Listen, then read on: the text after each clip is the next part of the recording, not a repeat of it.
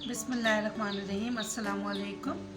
आज मैं जा रही हूँ अचारी बैगन बनाने के लिए, जिसके लिए मैंने लिया है 3 बैगन, होल साइज़ का लिया है। इससे बहुत मज़े का बनता है। तो मैं इसको सबसे पहले छीलूँगी, क्योंकि मुझे छील कर बैगन बहुत पसंद है। आप चाहें तो छिलके उतारे बगैर भी बना सकती हैं। छिलके को रिमूव कर दूँगी मैं। कि मैंने बैगन को काट लिया है। मैंने एक बैगन को छिलका समेत रखा। 2 से 3 मैंने आलू ली थी, जिसको मैंने इस तरीके से काट लिया।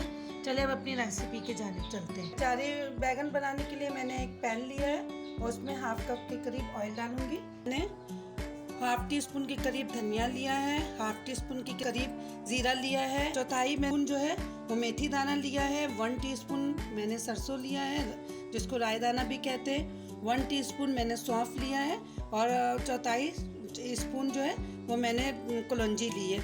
अब इन तमाम चीज़ों को तेल में डाल के मैं अच्छे से कड़कड़ा लूँगी, ताकि इसकी खुशबू जो है वो बिल्कुल हमारे तेल में ज़बरदस्त आने लगे।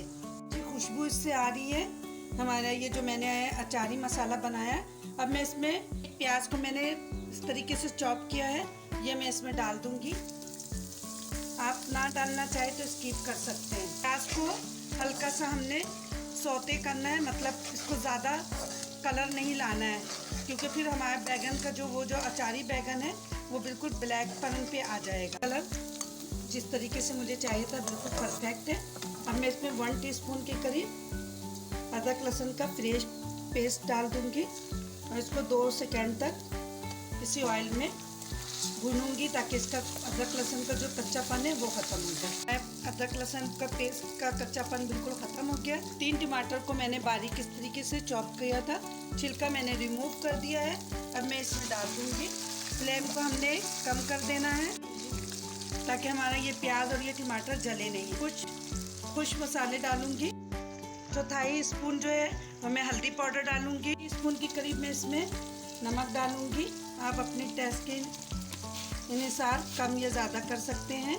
और थोड़े से कलर लाने के लिए मैं कश्मीरी लाल मिर्ची डालूंगी, ताकि इससे हमारा जो है अचारी आलू बैगन का कलर ज़बरदस्त आए।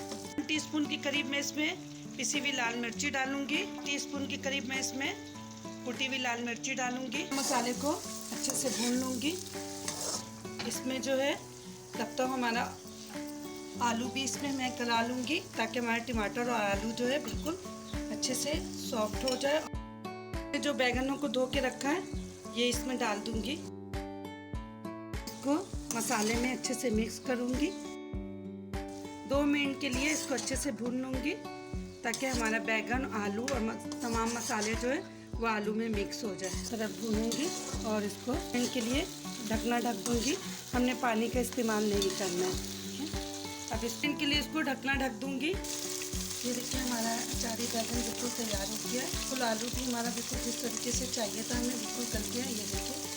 अब इसमें मैं थोड़ा सा हरा धनिया और 2-3 हरी मिर्ची डाल दूँगी। इससे इसकी खुशबू और ज़्यादा बन जाएगी। बाद डिश आउट करती हूँ।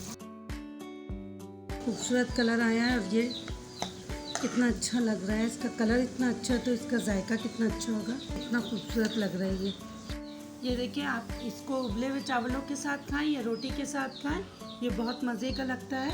कि आपको अच्छी लगती हो तो अपने दोस्तों से शेयर करें, लाइक करें और कमेंट बॉक्स में बताएं कि मेरी रेसिपी आपको कैसी लगती है। ये हौसला अफजाई होती है। तो अब मिलती हूँ एक नए दिन और एक नए रेसिपी के साथ। फिर अमान अल्लाह।